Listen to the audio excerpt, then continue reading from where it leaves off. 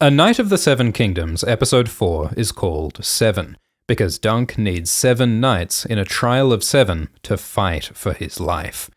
We meet Prince Daeron the Drunken, who has a dream of the future. Prince Baelor sides with Dunk, and Otho Bracken rips a fart. So what's happening, and what's the lore in the books? This video has no spoilers, except for the spoiler zone at the end of this video. Last episode, Dunk attacked Prince Arion to protect Tanzil, so now Dunk is imprisoned. The light glistening on the ceiling of his cell looks like the starry sky in episode 1. Back then, Dunk felt lucky and free. He dreamed of winning at the tournament, but now everything has gone terribly wrong. He feels like a fool for even trying. Dunk feels so alone that Dunk pats a rat, as though this rat is Dunk's only friend. The director says that the rat's name is Shanice. Egg had pretended to be a random peasant boy, but he's really Prince Aegon Targaryen, son of Prince Maekar. Egg says that there have been 4 King Aegons. King Aegon I conquered Westeros 200 years ago, King Aegon II is in House of the Dragon, King Aegon III was called the Dragonbane because the last dragon died during his reign. Aegon III was depressed and unpopular and died young. King Aegon IV is called the Unworthy. He was corrupt and selfish, and his bad decisions led to the Blackfire Rebellion. So Prince Aegon has the name of kings, but his brother Aemon gave him the nickname Egg, short for Aegon. Egg. Egg apologizes for lying to Dunk, for hiding his identity. Egg explains that he was going to go to the tournament with his brother Daeron, to be Daeron's squire. But Daeron didn't want to join the tournament, so Daeron ran off with Egg and hid at that inn where we saw him in episode 1. Daeron shaved Egg's head to hide Egg's Targaryen blonde hair, so that they wouldn't be found by their father's men. Egg desperately wanted to join in on the excitement of the tournament, so that's why Egg pretended to be a random stable boy and became Dunk's squire. Dunk is angry that Egg lied, because he'd just started to trust and love Egg. This kid was his new best friend, right after Sir Arlen died. Now Dunk feels betrayed. And Egg is scared that he's going to lose his new friend, the man who he sees like a brother. In the book, Dunk isn't so angry. He's more understanding. Book Dunk thinks that he knows what it's like to tell a monstrous lie.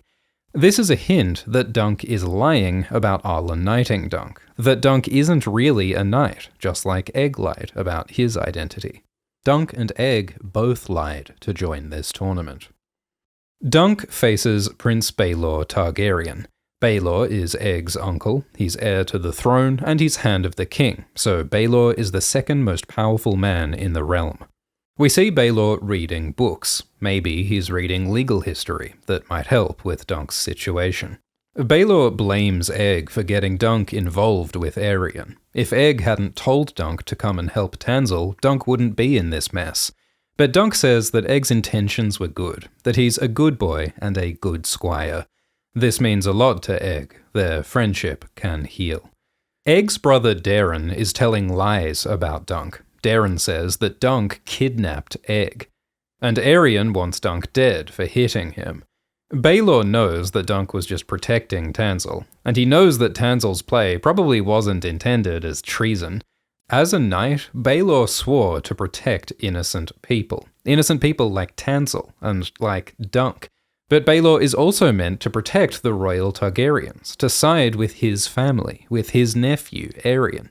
So this is a moral dilemma. Should Baelor protect Dunk, or help his family against Dunk? This question pays off at the end of the episode when Baelor sides with Dunk. If Dunk faces trial, he'll probably be found guilty and will have his hand and foot cut off, because Dunk punched and kicked Prince Arion. So instead, Baelor suggests a trial by combat. In trial by combat, the accused and defendant fight, and it's believed that the gods will make the innocent man win. We saw trials by combat in Game of Thrones, like when Oberyn fights the Mountain. So Baelor asks how good a knight Dunk is, if Dunk is skilled enough to defeat Arion in combat. Dunk is not very skilled and is not as well trained as Aerion, so Dunk's chances aren't good. But Baelor's question has another meaning. A good knight is not just a fighter. A good knight keeps his oath to be moral and honourable, to do the right thing and protect the innocent. The title card appears in this scene, saying a Knight of the Seven Kingdoms, because Baelor is also a Knight of the Seven Kingdoms. So is Steffon Fossoway and Lionel Baratheon and the rest. Dunk's trial is a test for all these knights. Will they keep their oaths and put themselves at risk to do the right thing? Trials by combat were a real custom in medieval Europe. In 1818, there was an English legal case called Ashford v. Thornton. William Ashford accused Abraham Thornton of murder, so Thornton demanded trial by combat, which started a legal argument over whether trial by combat was still a real thing in 1818. Ashford v. Thornton was probably an inspiration for this story, which is set at Ashford. Dunk faces the men in charge. Lord Ashford rules this castle, but Lord Leo Tyrell rules this whole region, the Reach, and the Targaryens rule this whole realm. Humble Dunk is facing some of the most powerful men in the realm, and also Lord Ashford. Aerion humiliates Ashford by making him pick up a nut. Aerion's noisy nut-cracking during this meeting is childish behaviour, like when little Rickon cracks nuts in Game of Thrones.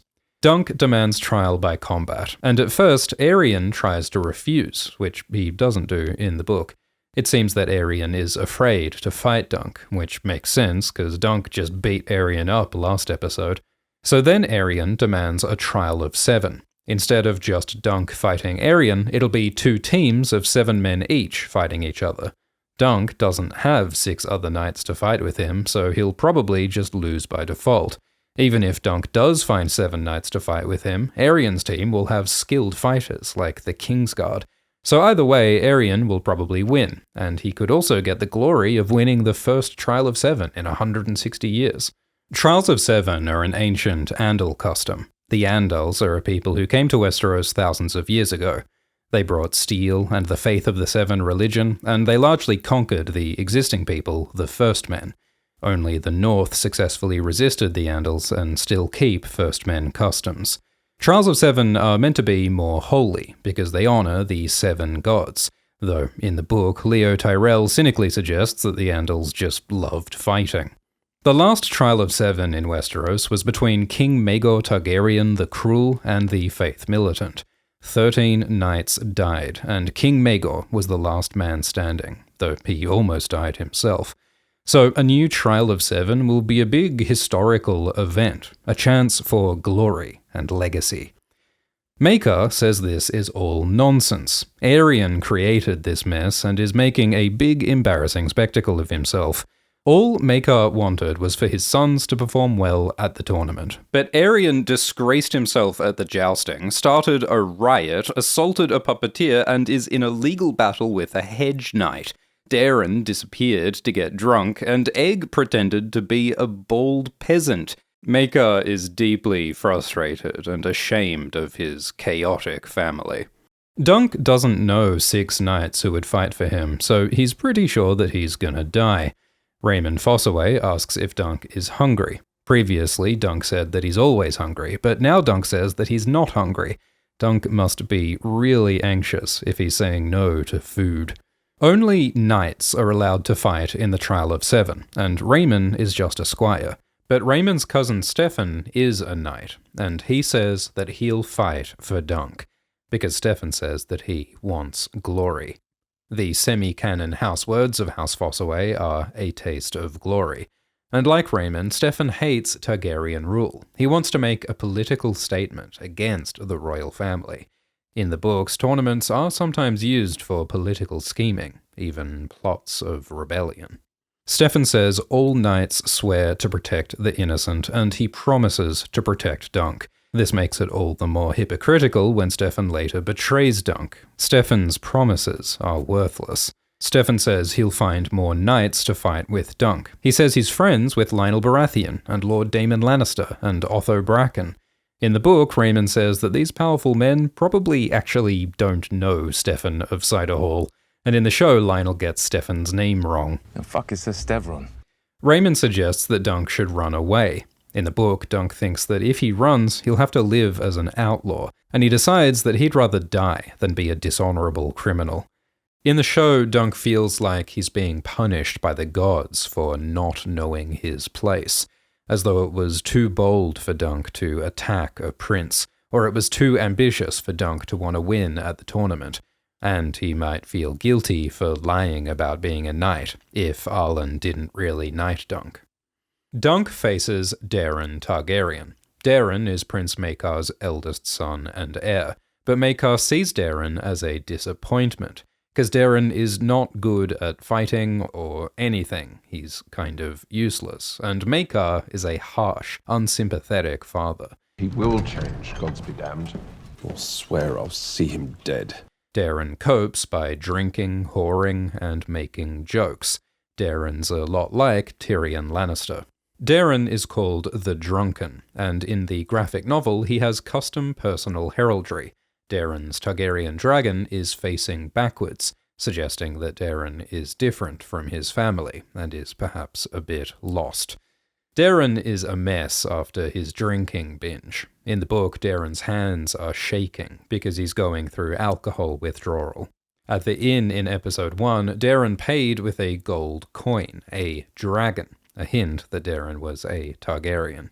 Daeron shaved off Egg's pale hair, but Daeron didn't need to shave his own hair because Daeron has dark hair, like his uncle Baelor and his grandmother Miria Martell. When Maekar found Daeron, Daeron lied and said Dunk kidnapped Egg. This was Daeron's excuse to cover his failure to look after his brother Egg. Dunk is furious that Daeron's lie might get him killed.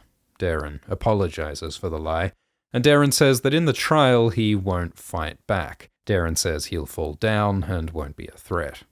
In the book, Daeron says that his brothers are better than him at fighting and thinking and reading, but none of them is half my equal at lying insensible in the mud.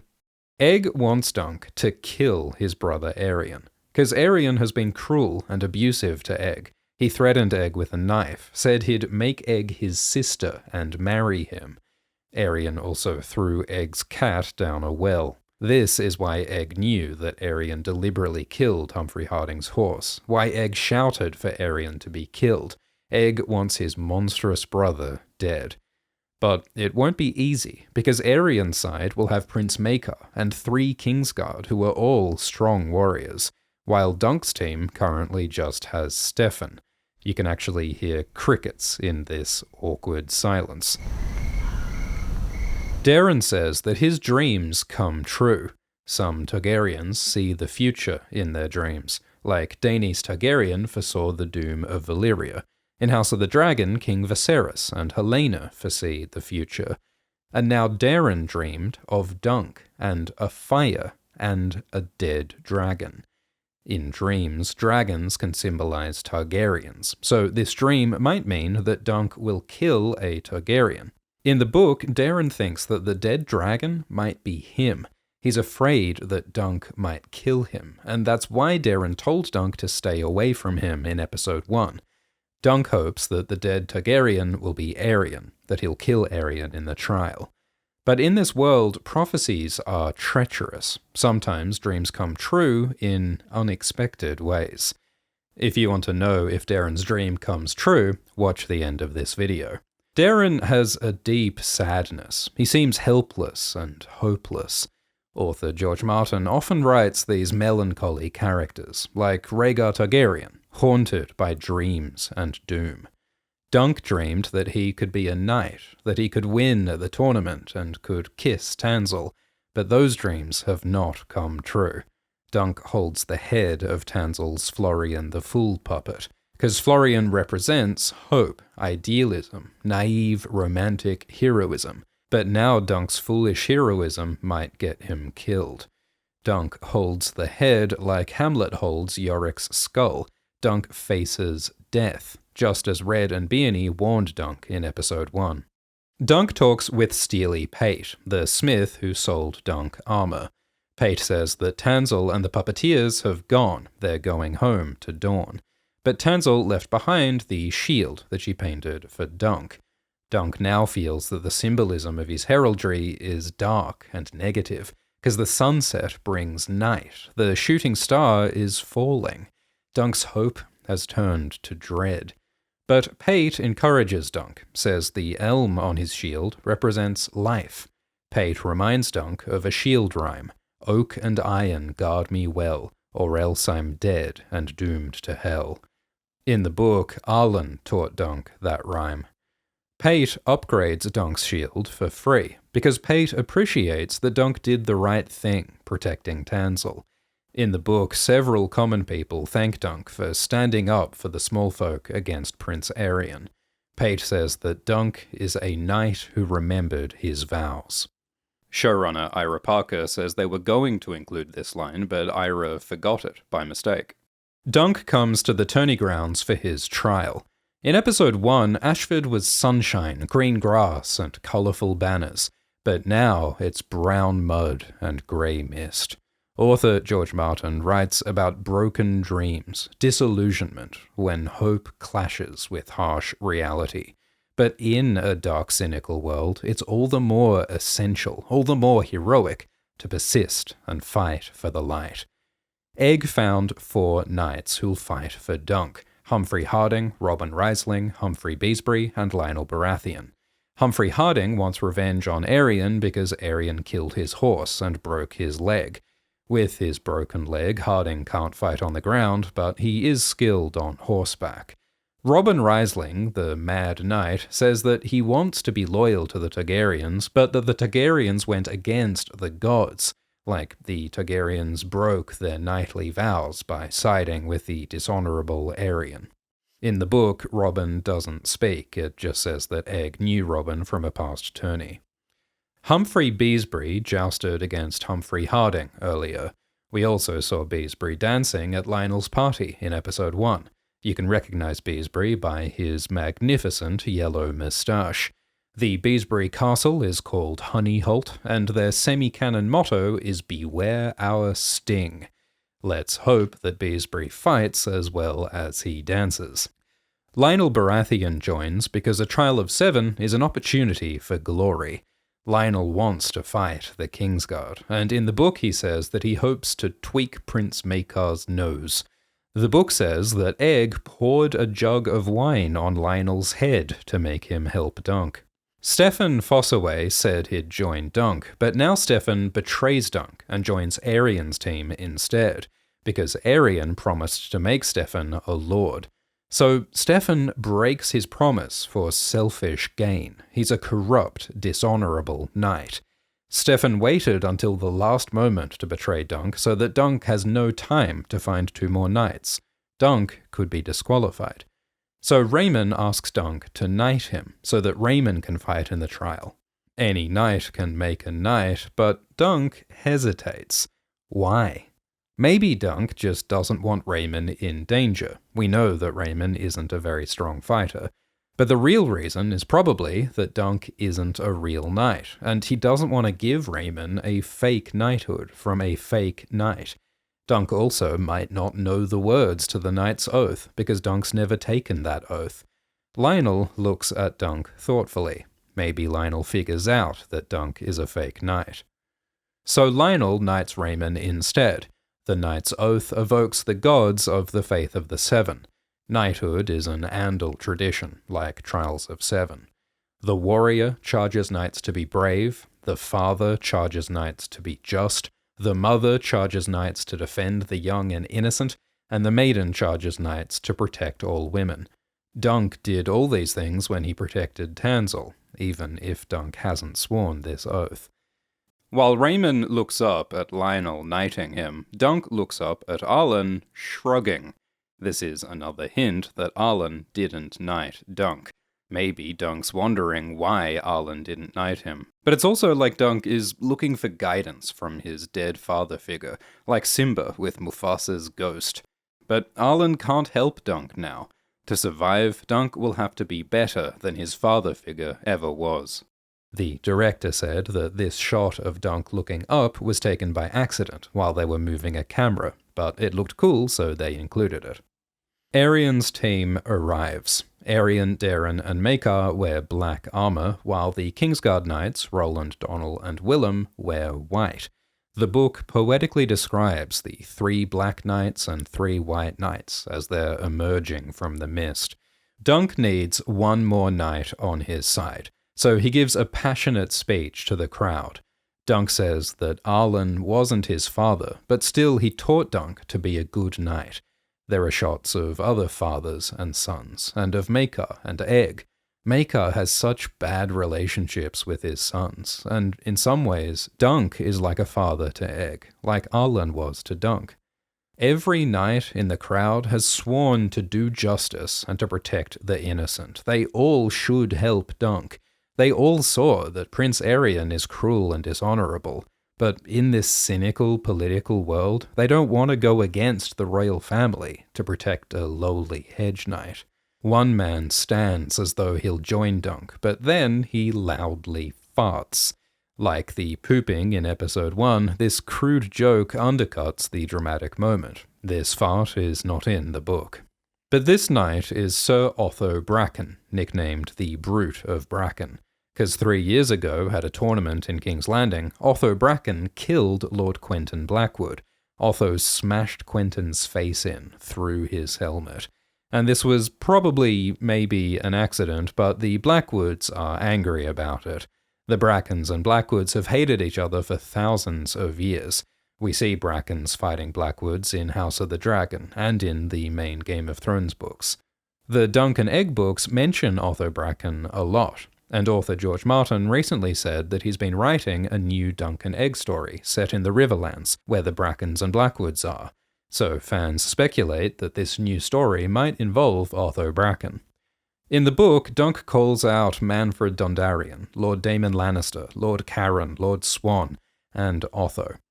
Dunk begs Otho to join his side, but Otho says, "It is your cause, not mine. I know you not, boy." Dunk yells, "Are there no true knights among you?" The irony here is that Dunk is probably not a real knight, and yet Dunk keeps the oath of a true knight better than these actual knights do. Dunk is the one who stood up to Prince Arian to protect Tanzil. Dunk is braver and more honorable than all of these noble, fancy, actual knights. Because what makes you a hero is not an oath or a ceremony or nobility or wealth or training.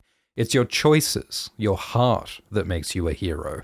Dunk's humility, his idealism, his romantic foolishness are what make him a true knight. Just when all seems lost, Prince Baelor Targaryen says he'll join Dunk's side. Baelor didn't bring his own armor to Ashford because he wasn't going to ride in the tournament, so instead Baelor wears his son Valar's armor. So in the book, when Baelor arrives, people think he's Valar at first. Maekar is outraged and hurt that his brother Baelor will fight against him, but Baelor says that Dunk was right to protect Tanzil. It's difficult for Baelor to go against his own family. We saw Baelor struggle with this dilemma, but Baelor chooses to be a true knight for Dunk. Baelor proves that not all princes are selfish and corrupt. Powerful men can choose to do what's right. It's a rare moment of hope, an epic, triumphant scene, and for the first time in this show, the Game of Thrones theme music plays, uninterrupted by diarrhea. Maybe, for once, the good, heroic people will win. In the next episode, Dunk's team will fight Arians. Dunk, Baelor, Lionel, Robin, Harding, Beesbury, and Raymun versus Arian, Maekar, Daeron, Roland, Donal, Willem, and Steffon. The fight ends when either Arian or Dunk surrender or die. This episode is very faithful to the book. Most of the dialogue is straight from the book, word for word. The biggest change from the book is adding Otho's fart, adding the puppet head, adding more emotion to the scene in Dunk's cell, and changing small bits of dialogue like in Baelor's scene. In this week's Dunk Time video, Ultriftex and Glidus discuss some book lore that might reveal how Arian knows about Trials of Seven. There's also a tangent about the ancient history of Westeros, and whether the Night's King might have existed before the Wall. Glidus and Swift also made long videos about every episode of House of the Dragon, and a 22-hour long video about Jon Snow. You can watch all of these videos on Nebula. Nebula gets dunk time right after A Night of the Seven Kingdoms airs, and you can listen to them as audio on podcast apps with the Nebula podcast feed. This is over 60 hours of exclusive Alt and Glidus videos, plus there are videos from heaps of other great creators. Nebula is an independent, creator-owned site, and signing up helps support Alt-Shift-X. Get 50% off an annual subscription with my link, nebula.tv/Alt-Shift-X, or nebula.tv/Alt-Shift-X. Now let's talk spoilers. Spoiler warning. So, Daeron dreams of Dunk and a fire and a dead dragon. The dead dragon is Baelor Targaryen, because Baelor will die in Dunk's trial. But the bit about a fire is not in the book. The fire could refer to the fire at Summerhall, where Dunk and Egg will die. So the dead dragon could also refer to Egg Targaryen. Egg says that Aerion thinks he's a dragon in human form. 20 years from now, Aerion believes that he will literally transform into a dragon if he drinks wildfire, which is that flammable green liquid. So Aerion drinks the wildfire, and it kills him. It might be that mystical dreams convinced Aerion to drink wildfire. Because in the books, Aerion's brother Aemon says, "My brothers dreamed of dragons, and the dreams killed them, every one." So Aerion's dreams make him drink wildfire. It sounds like Daeron's dreams drive him to alcoholism and self-destruction. He dies of a sexually transmitted disease. And Egg's dreams lead him to try to hatch dragons at Summerhall, where he dies in the fire. So, like how Dunk's dreams of knighthood and heroism get him in trouble, the Targaryen's dreams of dragon power often destroy them. Thanks for watching this video. We're making weekly videos and live streams, so please like and subscribe. Thank you to everyone subscribing on Nebula, and thank you to the patrons, including Jung Nguyen, Jack Ryan, Sophie G, Olobe, Stavros Sideris, Pedro, and Mars Indigo. Cheers.